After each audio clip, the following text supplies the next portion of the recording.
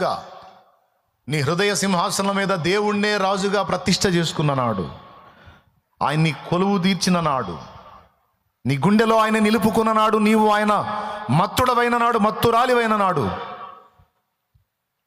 నీవు ఒక జీవితానికి, ఒక సమాజానికి తరతరాలకు దీవెనవుతావు.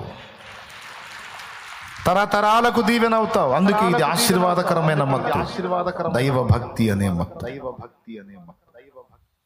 ఇది మనకు పట్టాల్సిన వ్యసనం. వాస్తవంగా దేనికి వ్యసనానికి గురి అవ్వద్దని చెప్తాం కదా, కానీ దేవుడికి మాత్రం వ్యసన పరులంగా అయిపోవాలి మనం. అయితేనే సమాజం బాగుంటుంది. దేవుణ్ణి ఒక్కడిని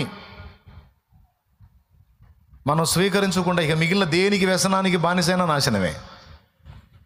కానీ దేవునికి బానిసలం అయ్యామంటే, దేవుడు అనేది మనకు వ్యసనంగా మారిందంటే నాశనం అయిపోతున్న బ్రతుకులను కాపాడగలం. కాబట్టి దానియేలు నేర్పుతున్న మొదటి పాఠం ఏంటంటే, దేవుని మత్తుడాయన.